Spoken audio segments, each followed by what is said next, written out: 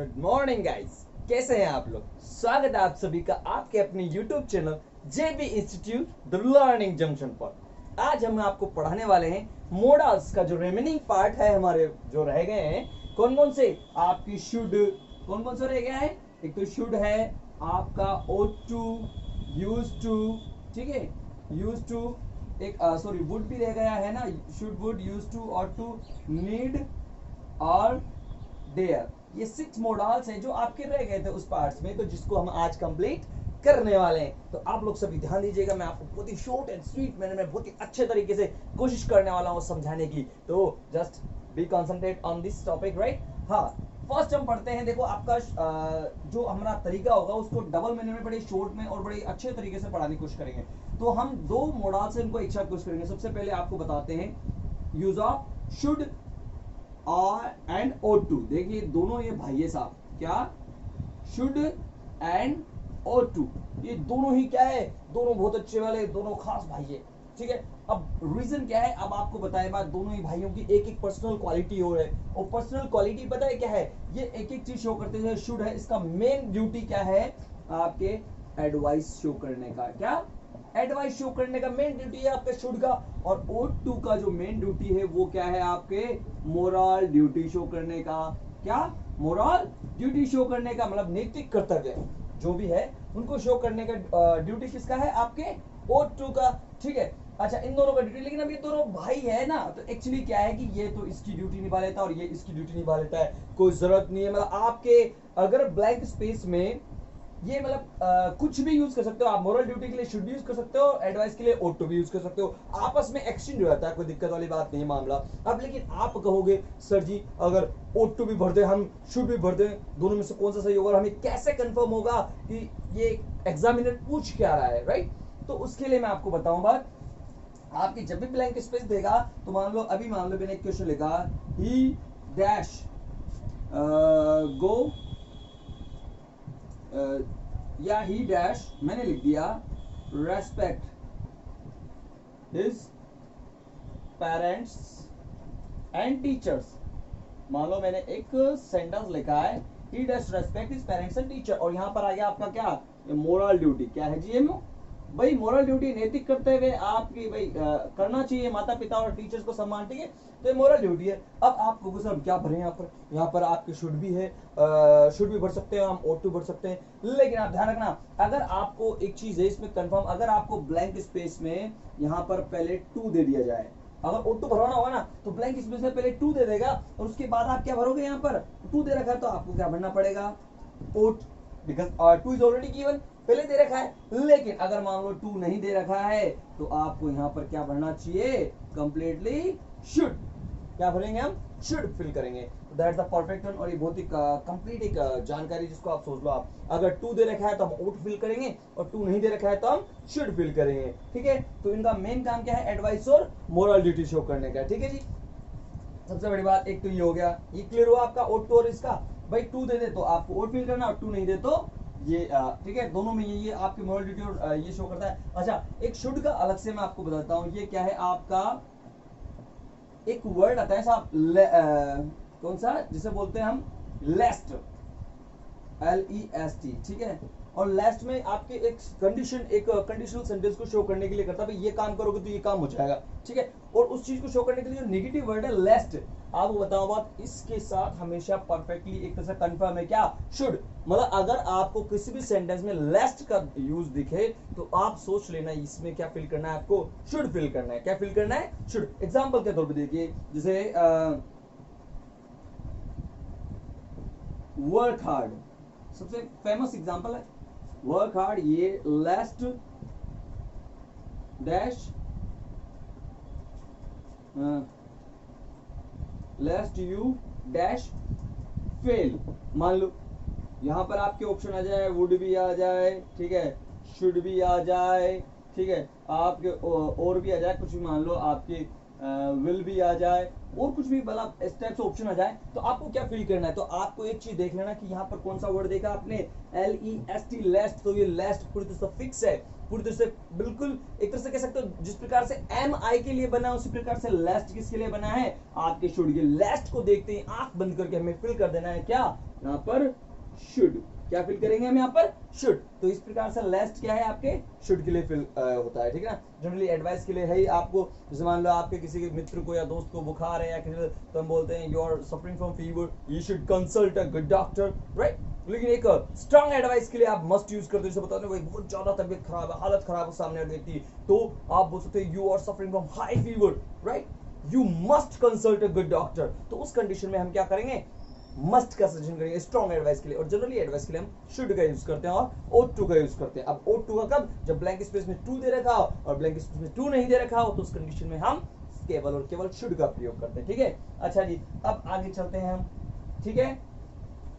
दो में बताएंगे बहुत ही अच्छी तरीके से, बहुत ही शॉर्ट एंड स्वीट मैनर में, ठीक है। नेक्स्ट आता है आपका वुड एंड यूज टू। ये दोनों भी भाई उसी प्रकार से भाई है जिस प्रकार से आपके शुड और टू भाई थे ना, उस प्रकार से ये वुड और यूज टू भाई। आपको कुछ सर क्या ऐसे देखो रीजन, देखो ये वुड है ना और यूज टू, इन दोनों का मेन ड्यूटी क्या है, पास्ट हैबिट शो करना। क्या, पास्ट हैबिट शो करते हैं दोनों। पास्ट हैबिट मतलब पुरानी आदतें, ठीक है, ये पास्ट हैबिट शो करते हैं दोनों। अच्छा, अब पास्ट हैबिट तो शो करते हैं, लेकिन अब इन दोनों की ड्यूटी बताओ आप। अब दोनों की ड्यूटी ये है, अब इसमें ना देखो इनको भी एक डिपार्टमेंट बांटा का, दोनों भाई है। जो वुड है ये तो बैड हैबिट शो करता है जनरली, क्या, बैड हैबिट। और यूज टू है ये क्या शो करता है, गुड हैबिट, मतलब अच्छी आदतों के लिए तो आपको यूज टू, और बुरी आदतों के लिए बैड हैबिट्स के लिए आपके वुड का प्रयोग किया जाता है। लेकिन अब दोनों भाई हैं तो इसमें कोई दो राय नहीं है कि बैड हैबिट और गुड हैबिट। इसमें यह है कि गुड हैबिट्स को वुड भी शो कर देता है और बैड हैबिट्स को यूज टू भी शो कर देता है। कोई दिक्कत वाली बात नहीं, इट्स अ फिक्स वन, मतलब कोई दिक्कत नहीं, दोनों भाई ये कुछ भी शो कर सकते हैं। वैसे पर्टिकुलरली इनको देने के लिए इनको ये बताया गया है वुड के लिए बैड हैबिट्स और यूज टू के लिए गुड हैबिट्स। लेकिन अगर यूज टू नहीं है, मान लो गुड हैबिट दे रखी है और आपके यहाँ पर टू नहीं दे रखा ब्लैंक स्पेस में, तो आप क्या करोगे, आप वुड फिल कर सकते हो, कोई दिक्कत वाली बात नहीं। क्योंकि पास्ट हैबिट के लिए आपके क्या है, यही यूज है। पास्ट हैबिट में आप कस्टम होते हैं, लत, किसी चीज की लत लग जाती है, कोई बुरी आदत है, कोई अच्छी आदत है, तो सारी जितनी पुरानी आदत है इनके लिए क्या है, आपको वुड और यूज टू का प्रयोग किया जाता है। जैसे एग्जाम्पल के तौर पर लिख लीजिए आप, when I was in London, I dash smoke cigar, ठीक है। अब यहाँ पर देखो आप जानते हो जो सिगार सिगरेट पीना it's a bad habit, right. लेकिन अब यहाँ पर बैड हैबिट हो या गुड हैबिट हो, लेकिन यहाँ पर क्या है, आपको टू दे रखा है लेकिन इसमें टू नहीं दे रखा, तो इस जगह हम क्या भरेंगे, वुड। जनरली जाहिर बात है बैड हैबिट को वुड ही शो करता है, वैसे तो आई वुड स्मोक सिगार। लेकिन अगर जनरली मान लो आप यहाँ पे लिख देते टू, अगर लिखा होता तो आप इस जगह क्या करते, used to, I used to smoke cigar, right. Such type of sentence आपकी यूज होते हैं। तो आप टू की एब्सेंस में क्या भरेंगे यहाँ पे हम, वुड। ये पास्ट हैबिट है, ठीक है। अच्छा, एक को लिख लीजिए इस टाइप की, when my grandmother was in village, when my grandmother was in village, she dash go to morning walk,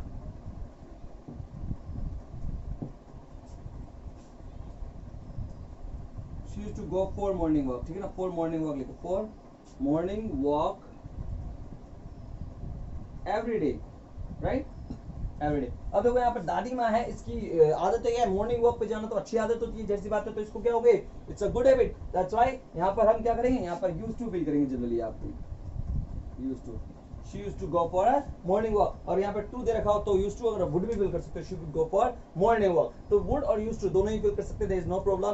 past habit को शो करने के लिए आपके यूज्ड टू और वुड दोनों ही भाई है, दोनों ही यूज होते हैं। जनरली ध्यान रखना, वुड वैसे बेस्ट बैड हैबिट को शो करता है और यूज्ड गुड हैबिट को, राइट। अच्छा, एक यूज्ड टू आपका आपकी पास्ट जो प्रोफेशन या ऑक्यूपेशन या पास्ट आपकी स्टेट क्या थी, पास्ट कंडीशन आप क्या थे उस टाइम पर, उस चीज को भी शो करता है। जैसे हम एक सेंटेंस लिखते हैं आपके, I use to be a dancer, what, I used to be a dancer, मैं डांसर हुआ करता था। I used to be a singer, I used to be an engineer, right, I used to be a bank manager, right. तो इस type के sentence में फला चीज हुआ करता था। तो ये सारे वाक्य इस प्रकार के स्थायित्व या आपके प्रोफेशन को बताने के लिए भी मैं फला चीज हुआ करता था, तो ये इसके लिए भी आपका यूज्ड टू का प्रयोग होता है। अब हम बात करें आपके वुड की। वुड का भी पर्सनली एक दो चीज नियम है, देखो आपको बता देता हूँ मैं आपको, ठीक है। ये बैड हैबिट तो शो करता है, देखो आपके मैं बता चुका हूँ, पास्ट हैबिट तो शो करता है। इसके अलावा आपको देखो, अगर ये आपके पोलाइट रिक्वेस्ट और ऑफर, रिक्वेस्ट तो कम मानो आप, लेकिन रिक्वेस्ट एंड ऑफर, और ऑफर मतलब जैसे आप करो, ऑफर का मतलब होता है किसी भी कोई भी सामने आप ऑफर रखो किस चीज का। जैसे मान लो आपके घर पे गेस्ट आए हुए हैं, मेहमान आए हुए हैं, और आपके ने अपन जनरली पूछते हैं ना, would you like to have some coffee, would you like to have some coffee or tea or some snacks or biscuit, right? हम पूछते हैं ना, तो इस टाइप के ऑफर के लिए वो चीज, इसके लिए हम would यूज करते हैं। क्या से बोल सकते हैं हम, would you like to would you mind if I carry your bag, मतलब पोलाइट रिक्वेस्ट है। किसी से कहते हैं ना, लास्ट में क्वेश्चन मार्क होगा, भाई क्या आपको बुरा लगेगा अगर मैं आपका बैग ले लूं, मतलब बैग लेके चलूं।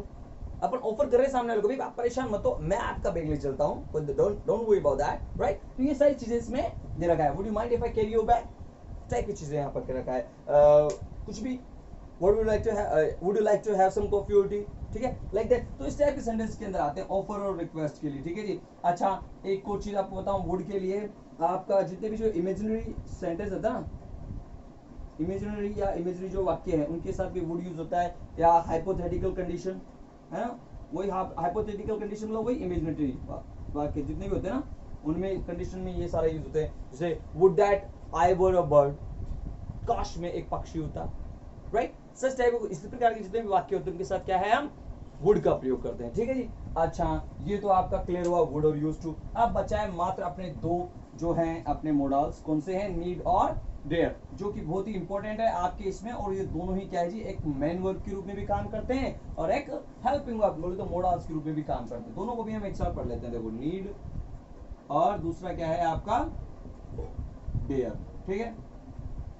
अच्छा, नीड और डेयर आप देख लो, कोई दिक्कत नहीं, इनको ऐसे देख लेते हैं। तो नीड और डेयर जो है, ये नीड तो आपका शो करता है क्या, वैसे जनरली यहाँ तो नीड की मतलब क्या होता है, नीड का मतलब होता है नीड, किस चीज की जरूरत, हिंदी में बोल सकते हो आप जरूरत, है ना, नेसेसिटी या कर सकते हो आवश्यकता किस चीज की। और डेयर का मतलब तो जानते हो क्या, करेज, साहस, राइट, साहस। लेकिन ये आपके एक चीज बताऊं, ये एज अ मोडाल में ध्यान रखना, जब ये एक हेल्पिंग वर्ब के रूप में यूज होते हैं तो ये दो ही सेंटेंस में यूज होते हैं। किसके अंदर, या तो अफर्मेटिव में, सॉरी, या तो नेगेटिव में या इंट्रोगेटिव में, ध्यान रखना इस बात का, या तो नेगेटिव या इंट्रोगेटिव में, दोनों ही ये सिर्फ नेगेटिव और इंट्रोगेटिव में ही यूज होते हैं, मतलब प्रश्नवाचक और नकारात्मक, दो ही प्रकार के वाक्यों में आपकी नीड और डेयर का यूज होता है, ठीक है, एज अ मोडल, ठीक है। वैसे अगर आपके नीड और डेयर अगर पॉजिटिव सेंटेंस में आते हैं तो जनरली ये क्या होते हैं, मेन वर्ब के रूप में होते हैं। जैसे अभी आपको सेंटेंस के तौर बताऊंगा जब ज्यादा देखो, एज अ मोडल अगर यूज होते हैं तो नीड का जनरल मतलब क्या होता है, आवश्यकता, लेकिन अगर मॉडल के रूप में होते हैं तो इसका मतलब क्या होता है,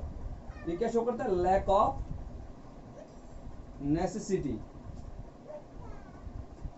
मतलब जरूरत की कमी, जरूरत की कमी को शो करता है क्या आपका नीड, क्योंकि नेगेटिव में आएगा तो जरूरत नहीं किस चीज की, उस चीज को शो करता है। डेयर क्या करता है आपका, ये शो करता है लैक ऑफ करेज, मतलब ये शो करता है साहस की कमी।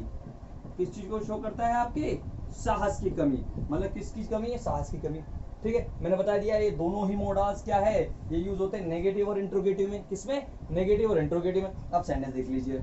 अभी अगर ये मेन वर्ब के रूप में में भी यूज होते हैं, लेकिन मेन वर्ब के बारे में मैं बता चुका हूँ, जब भी वर्ब के आगे एस, एस, ईडी या टी या आईएनजी वगैरह लग जाती है, मेन वर्ब होती है, ठीक है, तो उससे भी पहचान लोगे आप। और अगर ये जनरली मोडाल्स के रूप में यूज होगी तो इसके साथ नोट लगेगा, या फिर एज स्टार्टिंग में आएगी, क्योंकि हेल्पिंग वर्ब या तो एज नोट के साथ आती है ना, और या फिर शुरुआत में आती है, तो आपको कन्फर्म के लिए वैसे ही क्लियर हो जाएगा। लेकिन अब देखो, एक बार मैं हेल्पिंग वर्ब के साथ देख लेता हूँ, एक मोडाल के रूप में अगर मैंने बोला यू नीड, अगर आप बताना मेरे को, देखो इसमें क्या है, मैंने बोला यू नीड माय सपोर्ट। मैंने एक सेंटेंस लिखा, यू नीड माय सपोर्ट। अब यहाँ पे जो नीड है ये क्या है आपकी, हेल्पिंग वर्ब है, मेन वर्ब है?